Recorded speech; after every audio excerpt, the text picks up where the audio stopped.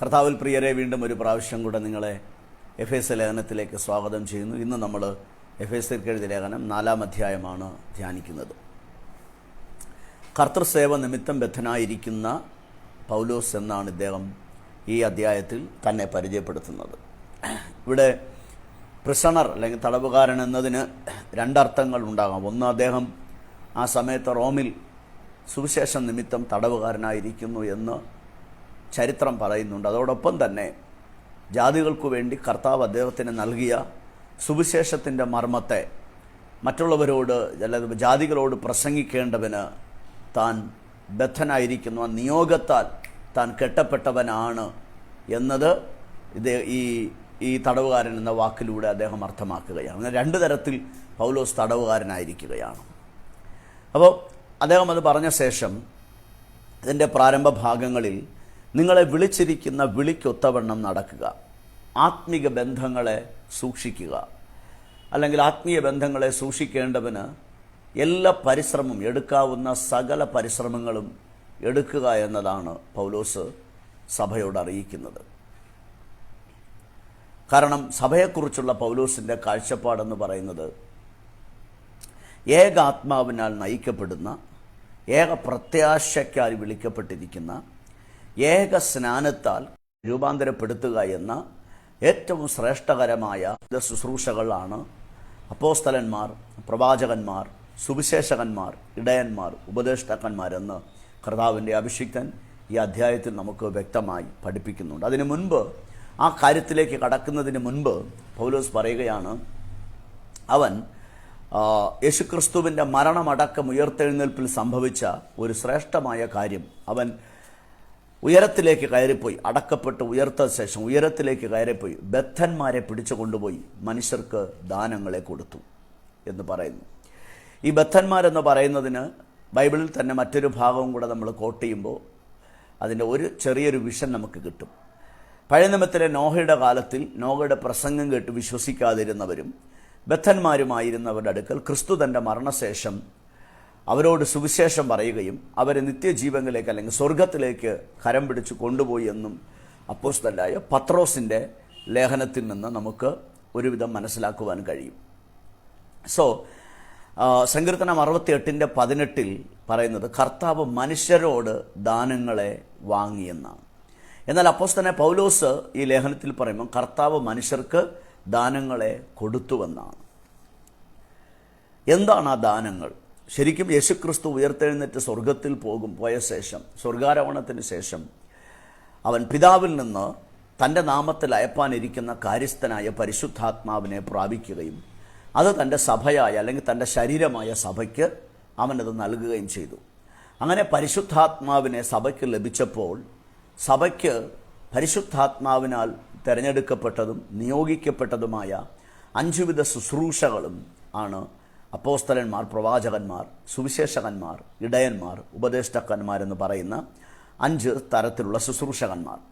എന്തിനു വേണ്ടി 5 തരത്തിലുള്ള ശുശ്രൂഷകന്മാരെ കർത്താവ് സഭയിൽ നിയമിച്ചു എന്ന് ചോദിച്ചു കഴിഞ്ഞാൽ, സഭയെ വിശ്വാസത്തിലും ദൈവപുത്രനെക്കുറിച്ചുള്ള പരിജ്ഞാനത്തിൻ്റെ ഐക്യതയിലും, ദൈവപുത്രനെക്കുറിച്ചുള്ള പരിജ്ഞാനത്തിൻ്റെ ഐക്യം. ഇവിടെ ദൈവപുത്രൻ എന്ന വാക്കിലെ പുത്രൻ എന്ന വാക്കിന് ഗ്രീക്കിലെ ഹിയോസ് എന്ന പദമാണ് ഉപയോഗിച്ചിരിക്കുന്നത്.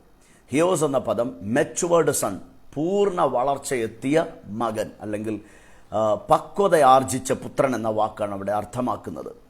അപ്പോൾ അപ്പൻ്റെ മുഴുവൻ സമ്പത്തും അപ്പൻ്റെ ബിസിനസ്സിനെ കൈയാളുവാനുള്ള പ്രാപ്തി നേടിയ പുത്രൻ എന്ന അർത്ഥത്തിലാണ് ഹിയോസ് എന്ന പദം ഗ്രീക്ക് ഭാഷയിൽ ഉപയോഗിച്ചിരിക്കുന്നത്.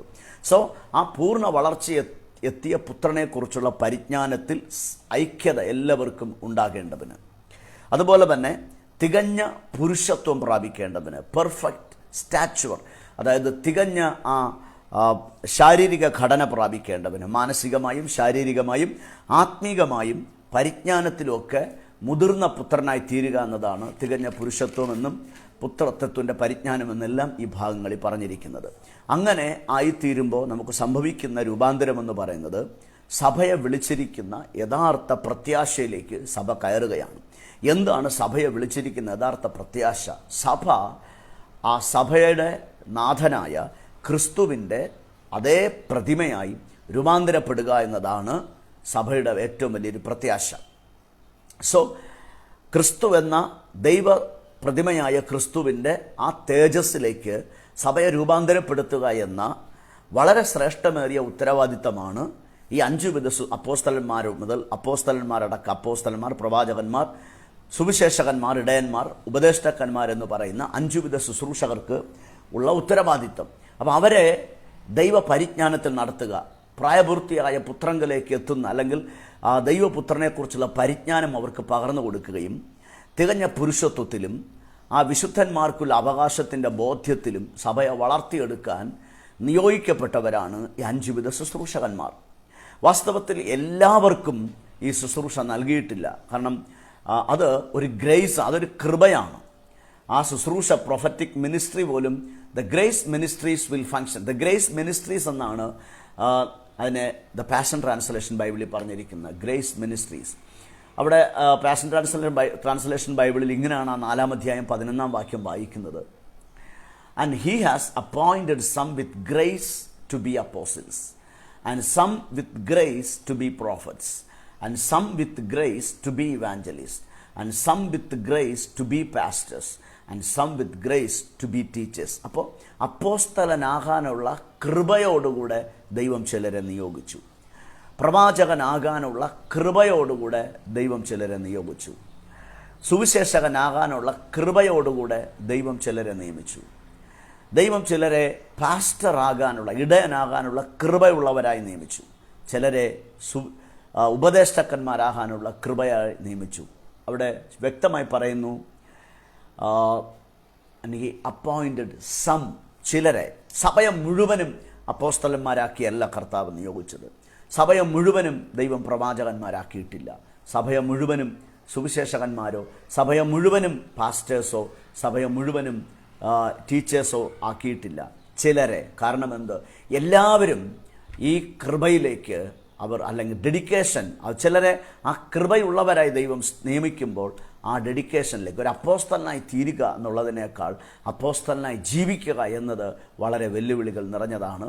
ഒരു എക്സ്ട്രാ ഓർഡിനറി ഡെഡിക്കേഷൻ ആവശ്യമായ ഒന്നാണ്. ഇതിൽ പറഞ്ഞിരിക്കുന്ന 5 വിധ ശുശ്രൂഷകളിൽ ഏതും ഒന്നിനേക്കാൾ കുറഞ്ഞതോ ഒന്നിനേക്കാൾ കൂടിയതോ അല്ല. സാധാരണയായിട്ട് ഇന്നത്തെ ലോകത്തിൻ്റെ, അല്ലെങ്കിൽ ക്രിസ്തീയ ലോകത്തിൻ്റെ തന്നെ വ്യവസ്ഥിതി അനുസരിച്ച് ഒരാൾ സുവിശേഷകൻ എന്ന് പറഞ്ഞാൽ ഏറ്റവും തരം കുറഞ്ഞ ആൾ, ഗ്രേഡ് കുറഞ്ഞ ആളും, അപ്പോസ്തൽ എന്ന് പറയുമ്പോൾ ഏറ്റവും ഗ്രേഡ് കൂടിയ ആളുമാണ്. എന്നാൽ ബൈബിളിൽ ഇല്ലാത്ത വേറൊരു റവറണ്ട് എന്നൊക്കെ പറയുന്ന തലത്തിലുള്ള ആളുകൾ വരുമ്പോൾ അവർ വലിയ കാറ്റഗറിയിലുള്ള ആളുകളായിട്ടാണ് ഇന്നത്തെ ക്രിസ്തീയ ലോകം കാണുന്നത്. പക്ഷേ അപ്പോസ്തലനായ പൗലോസ് എഫെസ് ലേഖനത്തിൽ പറയുമ്പോൾ ഈ 5 വിധ ശുശ്രൂഷകന്മാരെയും കർത്താവിൻ്റെ സഭയുടെ പെർഫെക്ഷന് വേണ്ടി, വളർച്ചയ്ക്ക് വേണ്ടി കർത്താവ് നിയമിച്ചിരിക്കുകയാണ്. അതെല്ലാം പ്രത്യേക ഗ്രേസുകളാണ്. അപ്പോൾ അങ്ങനെ ഈ ശുശ്രൂഷകൾ അവർ നിർവഹിക്കുന്നതിലൂടെ സഭയെ ശൈശവത്വത്തിൽ നിന്ന്, അല്ലെങ്കിൽ ശിശുത്വം എന്ന് പറയുന്ന ആ ശിശുവായിരിക്കുന്ന അവസ്ഥയിൽ നിന്ന് അവകാശി എന്ന ആ പ്രായപൂർത്തിയായ പുത്രത്വത്തിലേക്ക് അവരെ വളർത്തിക്കൊണ്ടുവരിക എന്ന ഉത്തരവാദിത്വം, അവർക്ക് ആവശ്യമായ ആഹാരം നൽകുക, അവരെ പോഷിപ്പിക്കുക, അവരെ ചെത്തിമിനുക്കുക, അവരെ ശാസിക്കുക, ഇതെല്ലാം ചെയ്യാനാണ് കർത്താവ് 5 വിധ ശുശ്രൂഷകന്മാരെ സഭയിൽ നിയോഗിച്ചിരിക്കുന്നത്. അങ്ങനെ തികഞ്ഞ പുരുഷത്വം പ്രാപിച്ച ഒരു വിശ്വാസി ഒരിക്കലും ഉപദേശത്തിൻ്റെ ഏതെങ്കിലും കാറ്റടിക്കുമ്പോൾ അതിനാൽ അലഞ്ഞുഴഞ്ഞു ആകാതെ വിശ്വാസത്തിൽ ഉറച്ചു നിൽക്കേണ്ടതിന് തക്ക പ്രാപ്തിയുള്ളവനാക്കി അവൻ മാറുകയാണ്. ഇതാണ് ആ ഒരു തലത്തിലേക്ക്, ആ ഉറപ്പുള്ള തലത്തിലേക്ക്, വിശ്വാസത്തിൽ ഉറച്ചു നിൽക്കുന്ന തലത്തിലേക്ക് ഒരു വിശ്വാസിയെ, ഒരു ദൈവപൈതലിനെ ഉയർത്തിക്കൊണ്ടുവരാൻ, പ്രാപ്തനാക്കുവാൻ തക്കവണ്ണം ദൈവം നിയോഗിച്ച ശുശ്രൂഷകളാണ് ഈ 5 വിധ ശുശ്രൂഷകളും. 4-ാം അധ്യായം അതിൻ്റെ 16 വരുമ്പോൾ,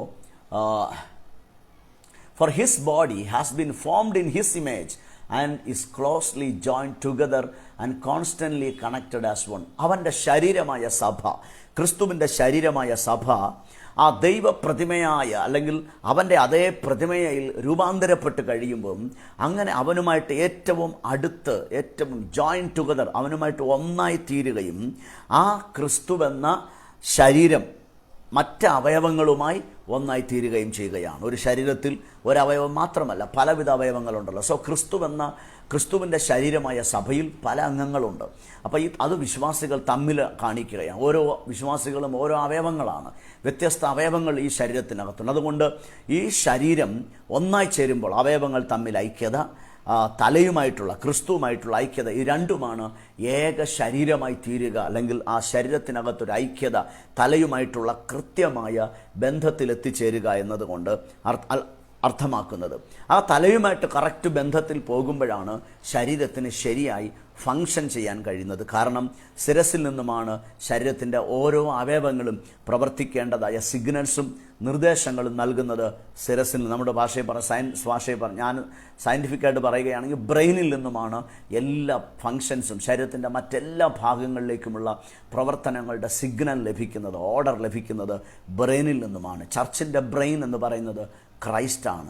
ക്രൈസ്റ്റ് എന്തു പറയുന്നു അതനുസരിച്ച് സഭ നടക്കുക എന്നുള്ളതാണ് സഭയുടെ ഏറ്റവും വലിയ ഉത്തരവാദിത്വം. അങ്ങനെ നമ്മൾ ദൈവത്തിൻ്റെ പ്രതിമയായി രൂപാന്തരപ്പെടുമ്പോൾ അടുത്ത് പറയാം, സത്യം സംസാരിക്കാനും സത്യത്തെ പിന്തുടരാനും സ്നേഹത്തിൽ, സഹവിശ്വാസികളോടുള്ള സ്നേഹത്തിലും തികഞ്ഞവരാകുവാൻ നമുക്ക് കഴിയണമെന്നത് വചനം നമ്മെ ഉറപ്പിക്കുക. ശരീരത്തിന് തലയോട് വേർപിരിയാൻ കഴിയാത്തതുപോലെ ക്രിസ്തുവിൽ നിന്ന് നമുക്കും എന്ത് ചെയ്യാം, സഭയ്ക്കും ഒരിക്കലും ഒരു വേർപിരിയാൽ ഇല്ല. തലയിൽ നിന്ന് ജീവനും നന്മകളും പ്രാപിച്ച് സന്ധികളാലും അവയവങ്ങൾ മുഴുവനും ഒരുമിച്ച് ഒരുപോലെ വളരുവാനിടയായിത്തീരുന്നത് പോലെ ക്രിസ്തുവിൻ്റെ നായകത്വത്തിൽ, ക്രിസ്തുവിൻ്റെ നടത്തിപ്പിലാണ് സഭ മുഴുവനും, എല്ലാ വിശ്വാസികളും സഭ ഒരു ശരീരമായിട്ടും വളരുവാൻ തക്കവണ്ണം കാരണമായി തീരുന്നത്. അതുകൊണ്ട് അടുത്ത അപ്പോസ്തലനായ പൗലോസ് ചില പ്രായോഗിക നിർദ്ദേശങ്ങൾ നൽകുന്നത് ഇങ്ങനെയാണ്. അതുകൊണ്ട് നാം ഇനി ദൈവത്തെ അറിയാത്തവരെ പോലെ, അല്ലെങ്കിൽ പണ്ട് നമ്മളായിരുന്നത് പോലെ, ജാതികളെ പോലെ ദൈവജീവനിൽ നിന്നും അകന്നു പോകരുതെന്നൊരു മുന്നറിയിപ്പ് പൗലോസ് ഈ വാക്യങ്ങളിൽ ശക്തമായി നൽകുകയാണ്. കാരണം ഇനി നിങ്ങൾ ചെയ്യേണ്ടത് എന്താണ്? നിങ്ങളുടെ ഉള്ളിലെ ആത്മാവ് സംബന്ധിച്ച് നിങ്ങൾ ശക്തിപ്പെടണം. എന്ന് വെച്ചാൽ നമ്മുടെ ഉള്ളിലെ ആത്മാവെന്ന് പറഞ്ഞാൽ മഹത്വത്തിൻ്റെ പ്രത്യാശയെ ക്രിസ്തു. ആ ക്രിസ്തുവിനെ സംബന്ധിച്ച് അവൻ്റെ പരിജ്ഞാനത്തിൽ ബലപ്പെടുകയും ആ ബലപ്പെടൽ കൊണ്ട് പഴയ മനുഷ്യനെ അവൻ്റെ പ്രവൃത്തികളോടുകൂടെ ഉപേക്ഷിച്ച് കളഞ്ഞിട്ട്, അല്ലെങ്കിൽ ഉരിഞ്ഞു കളഞ്ഞിട്ട്, അല്ലെങ്കിൽ ഉപേക്ഷിച്ച് കളഞ്ഞിട്ട് പുതിയ മനുഷ്യനെ ധരിക്കുക എന്നതാണ്. എന്താണ് നമ്മുടെ ഉള്ളിലെ പുതിയ മനുഷ്യൻ? നമ്മുടെ ഉള്ളിൽ വന്നിരിക്കുന്ന ദൈവപ്രതിമയായ ക്രിസ്തു, അല്ലെങ്കിൽ മഹത്വത്തിൻ്റെ പ്രത്യാശയായ ക്രിസ്തുവാണ് നമ്മുടെ ഉള്ളിലെ പുതിയ മനുഷ്യൻ. അപ്പോൾ നമ്മുടെ പുറം, നമ്മുടെ ജഡം, ഇതെല്ലാം പഴയ മനുഷ്യൻ്റെ സാദൃശ്യത്തിലാണ് കിടക്കുന്നത്. ഈ പഴയ മനുഷ്യൻ്റെ സാദൃശ്യത്തിൽ കിടക്കുന്ന ചിന്തകളെയും വികാരങ്ങളെയും മനോഭാവങ്ങളെയും സ്വഭാവങ്ങളെയെല്ലാം നമ്മുടെ ആത്മാവിൽ വന്ന് കുടികൊള്ളുന്ന പുതിയ മനുഷ്യനെക്കുറിച്ചുള്ള അറിവിൽ നിന്നുകൊണ്ട്, പരിജ്ഞാനത്തിൽ നിന്നുകൊണ്ട് ഈ പഴയ മനുഷ്യനെ ഓരോന്നോരോന്നായി ഉപേക്ഷിക്കുക. അവൻ്റെ ക്യാരക്ടറുകൾ, അവൻ്റെ മനോഭാവങ്ങൾ, അവൻ്റെ ഇടപെടലുകൾ, അവൻ്റെ സംസാര ശൈലികൾ, ജീവിത ശൈലികൾ, ഇതെല്ലാം തന്നെ ആ പഴയ മനുഷ്യൻ്റെ ശൈലികളെല്ലാം തന്നെ, സ്വഭാവങ്ങളെല്ലാം തന്നെ പുതിയ മനുഷ്യനെക്കുറിച്ചുള്ള പരിജ്ഞാനത്തിൽ നിന്ന് ആ പരിജ്ഞാനത്തെ സ്വീകരിക്കുകയും ആ പരിജ്ഞാനത്തിൻ്റെ അടിസ്ഥാനത്തിൽ പഴയ മനുഷ്യൻ്റെ സകല സ്വഭാവങ്ങളെയും ഉപേക്ഷിക്കുകയും ചെയ്യണം എന്നതിനെ അർത്ഥമാക്കുന്ന തലത്തിലാണ് അദ്ദേഹം പറഞ്ഞിരിക്കുന്നത്. നിങ്ങളുടെ ഉള്ളിലെ ആത്മാവ് സംബന്ധമായി പുതുക്കം പ്രാപിച്ച് പുതിയ മനുഷ്യനെ ധരിച്ചുകൊള്ളുക, പുതിയ മനുഷ്യനെ സ്വീകരിക്കുക, പുതിയ മനുഷ്യനായി ജീവിക്കുക. റോമലേഖനം 12-ാം അധ്യായത്തിൽ താൻ പറയുന്നുണ്ടല്ലോ, മനസ്സ് പുതുക്കി രൂപാന്തരപ്പെടുക എന്നത്. എന്താണ് എൻ്റെ അകത്ത് സംഭവിച്ച മാറ്റം? ഞാനിപ്പോൾ പഴയ മനുഷ്യനല്ല. വിശ്വാസത്താൽ ഞാൻ കർത്താവിനെ വിശ്വസിച്ചപ്പോൾ എൻ്റെ ഉള്ളിലൊരു പുതിയ മനുഷ്യൻ, ക്രിസ്തു എന്ന ഒരു മഹത്വത്തിൻ്റെ പ്രത്യാശ എൻ്റെ അകത്ത് വന്നിരിക്കുകയാണ്. ആ ക്രിസ്തു ഒരു പുതിയ മനുഷ്യനാണ്, ഒരു വിശുദ്ധ സന്തതിയാണ്, ദൈവപുത്രനാണ്, തേജസ്സുള്ളവനാണ്. അപ്പോൾ ആ തേജസ്സുള്ളവനെക്കുറിച്ചുള്ള, ദൈവപുത്രനെക്കുറിച്ചുള്ള പരിജ്ഞാനത്തിൽ ഞാൻ ഓരോ ദിവസവും വളരുമ്പോൾ എൻ്റെ ക്യാരക്ടറിൽ, എൻ്റെ മനോഭാവത്തിൽ, എൻ്റെ ജീവിത ശൈലിയിൽ, സംസാര ശൈലിയിൽ, സകലത്തിലും ആ പുതിയ മനുഷ്യനെ ഞാൻ ധരിക്കുകയാണ്. അങ്ങനെ ആ പുതിയ മനുഷ്യനെ ഞാൻ ധരിക്കുന്നതിൻ്റെ പേരാണ് ദൈവാനുരൂപമായി സൃഷ്ടിക്കപ്പെട്ട പുതിയ മനുഷ്യനെ ധരിക്കുക എന്ന് പറയുന്നത്. സോ ക്രിസ്തു ദൈവരൂപത്തിലാണ് സൃഷ്ടിക്കപ്പെട്ടിരിക്കുന്നത്. നമ്മുടെ ഉള്ളിലിരിക്കുന്ന ആത്മാവ്, ക്രിസ്തു എന്ന ആത്മാവ് ദൈവരൂപത്തിലാണ് സൃഷ്ടിക്കപ്പെട്ടിരിക്കുന്നത്. ആ ദൈവരൂപത്തിൽ സൃഷ്ടിക്കപ്പെട്ടിരിക്കുന്ന പുതുമനുഷ്യനെക്കുറിച്ചുള്ള അറിവ് അല്ലെങ്കിൽ പരിജ്ഞാനമാണ് നമ്മെ പുതിയ മനുഷ്യനായി ജീവിക്കാൻ പ്രേരിപ്പിക്കുന്നത്. അത് നമ്മുടെ ദേഹിയെ അല്ലെങ്കിൽ ഓർമ്മയെ, നമ്മുടെ മൈൻഡിനെ ശക്തിപ്പെടുത്തുക, അല്ലെങ്കിൽ അതിനെക്കുറിച്ചുള്ള പരിജ്ഞാനത്തിൽ നമ്മുടെ ദേഹിയെ സമ്പുഷ്ടമാക്കുക. അതാണ് പുതിയ മനുഷ്യനായി ജീവിക്കാനുള്ള ഏറ്റവും വലിയ മാർഗം. അവസാനം ചില പ്രധാനപ്പെട്ട പ്രായോഗിക നിർദ്ദേശങ്ങൾ നൽകി പൗലോസ് ഈ അധ്യായം അവിടെ പൂർത്തീകരിക്കുകയാണ്. പഴയ മനുഷ്യൻ്റെ സ്വഭാവങ്ങളായ കോപം, ക്രോധം, ദൂഷണം, ആകാത്ത വാക്കുകൾ പറയുന്നത്, അപവാദം പറയുക, ഇതൊക്കെ ചെയ്യുമ്പോൾ നമ്മൾ എന്താ ചെയ്യുന്നത്? പിശാചിനിടം കൊടുക്കുകയാണ്. എന്ന് വെച്ചാൽ ശരിക്കും ഇവിടെ പിശാചെന്ന് അവിടെ ഉദ്ദേശിക്കുന്നത് ആ പഴയ മനുഷ്യനെയാണ്. നമ്മൾ ഇതെല്ലാം ഈ കോപിക്കുകയും അനാവശ്യമായി ക്രോധം കാണിക്കുകയും അപവാദം പറയുകയും ദൂഷണവിധികൾക്കും മറ്റ് കാര്യങ്ങൾക്കെല്ലാം വേണ്ടാത്ത കാര്യങ്ങൾക്ക് നമ്മുടെ സമയത്തെയും നമ്മുടെ എനർജിയെയും നമ്മുടെ സമ്പത്തിനെയും നാം ചെലവാക്കുമ്പോൾ നമ്മുടെ ജീവിതത്തിൽ ആ പഴയ ചിന്തകളാകുന്ന ക്ഷയമുള്ള മനുഷ്യനായ അല്ലെങ്കിൽ ക്ഷയമുള്ള ആ പഴയ മനുഷ്യൻ, ആ പിശാചിന് നാം ഇടം കൊടുക്കുകയാണ്. അതുകൊണ്ട് മാത്രമല്ല, പിശാചിന് ഇടം കൊടുക്കുക മാത്രമല്ല, മറ്റൊരു അപകടകരമായ കാര്യമുണ്ട്. പരിശുദ്ധാത്മാവിനെ നാം ദുഃഖിപ്പിക്കുകയും ചെയ്യുന്നവരായി മാറുകയാണ്. മൊത്തത്തിൽ ക്രിസ്തുവിൻ്റെ സ്വഭാവം പ്രദർശിപ്പിക്കുന്ന ആളുകളായി മാറണം, പ്രദർശിപ്പിക്കുന്നവരായി മാറണമെന്നതാണ് താൻ ആ അധ്യായത്തിൽ പറഞ്ഞവസാനിപ്പിക്കുന്നത്. But instead be kind and affectionate to one another. നിങ്ങളിങ്ങനെ പരസ്പരം ക്രോധവും കൂറ്റാരവും കയ്പും എല്ലാം വിട്ടിട്ട്, എല്ലാ ദുർഗുണങ്ങളെയും വിട്ട് ഒഴിഞ്ഞു മാറിയിട്ട് തമ്മിൽ ദയയും മനസ്സലിവുമുള്ളവരായി ദൈവം ക്രിസ്തുവിൽ നിങ്ങളോട് ക്ഷമിച്ചതുപോലെ നിങ്ങൾ അന്യോന്യം ക്ഷമിപ്പീൻ. അപ്പോൾ ക്ഷമയുടെ ഒരു വലിയ പാഠം കൂടെ പകർന്നുകൊണ്ട് 4-ാം അധ്യായത്തെ അദ്ദേഹം അവസാനിപ്പിക്കുകയാണ്. ഈ അധ്യായത്തിലെ ഏറ്റവും പ്രധാനപ്പെട്ട ഉദ്ദേശം, തീം എന്ന് പറയുന്നത് പുതിയ മനുഷ്യനെ ധരിക്കുക, ദൈവാനുരൂപമായി സൃഷ്ടിക്കപ്പെട്ടിരിക്കുന്ന പുതിയ മനുഷ്യനെ ധരിക്കുക എന്നതാണ്. God bless you. കർത്താവ് നിങ്ങളെ ഈ ചെറിയ മെസ്സേജിനാൽ അനുഗ്രഹിക്കട്ടെ.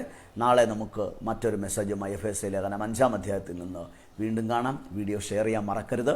നിങ്ങളുടെ സുഹൃത്തുക്കൾക്കും ബന്ധുക്കൾക്കും എല്ലാം വീഡിയോ ഷെയർ ചെയ്യണം. God bless you.